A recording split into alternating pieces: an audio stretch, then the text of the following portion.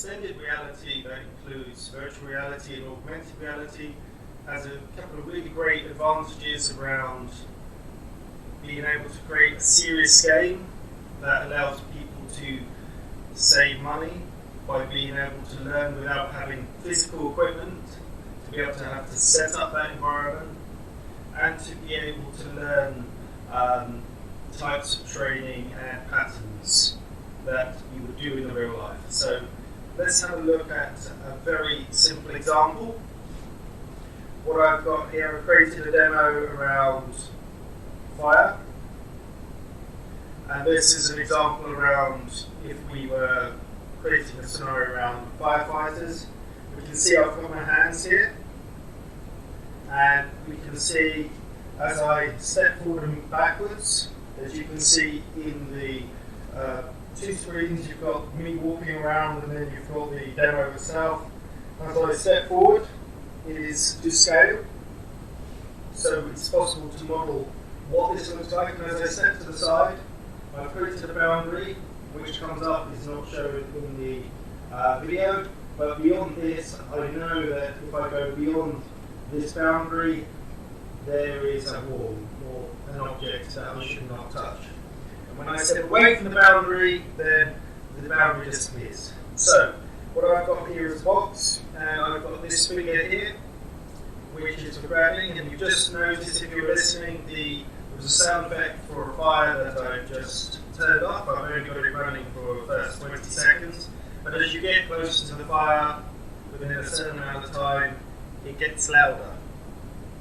So, what we've got here is I'm pulling the trigger, which means my hand is doing this.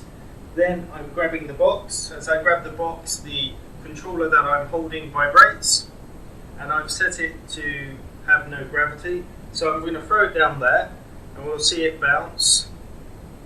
And as I hold down the A button, it has the ability to teleport. And as I turn my wrist, it goes where the arrow is pointing. So I'm going to jump right here so I can grab onto it. Then I'm going to throw it again. And what you'll notice, there was a box that appeared above it. And what this does is it shows me, as I get closer to an object, it allows me to show related information. So in this case, if I'm jumping closer, yes, there is a fire just around the corner. You wouldn't feel it as it's a virtual reality environment, but in the real world, you would feel it. At the moment, we don't see any smoke. There would also be maybe smoke particles in the air that would be making the person cough at this particular point as well. So, we're able to place things in the 3D world that other objects like me or walking past them, so in that case the box was just here, this invisible box that triggered this 300 degrees stepping around the corner side. So, as you can see, I've got the teleport and I'm going to face this way. And here we have the fire itself.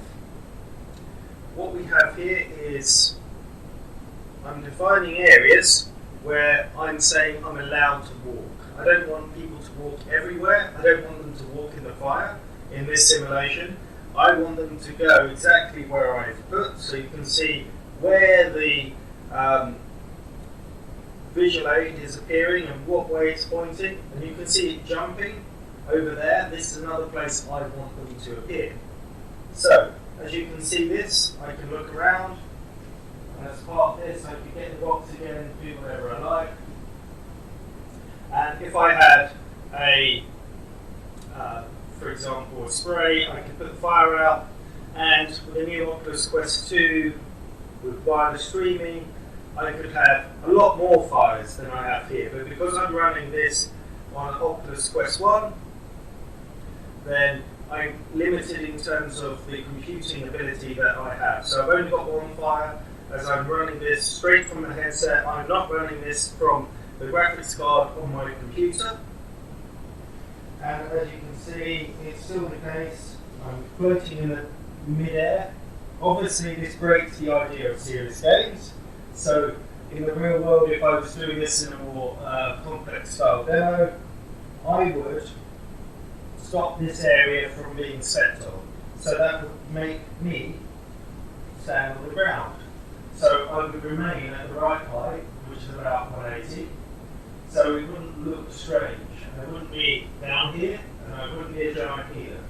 But this allows me to have greater interaction with the world. Just like when I am looking at various objects, I could decide and create boundaries on here to make the controllers vibrate if I wanted to. And currently in this simulation I'm only looking at the ground floor, but you can see there's a good level of detail in terms of lighting down here. Looking out the window, and you can see some smoke just round the window as well, and I've blocked the idea of teleporting outside from there. And I've also blocked, you can see that I cannot teleport upstairs either, because I don't want to go there at some point. And again, this is the same sort of thing, where in order to create reality, we don't need to go every single place associated with this world. So if I wanted to, I would also maybe add, as you can see I'm still floating, come back onto the ground. So that's pretty much it from this demo.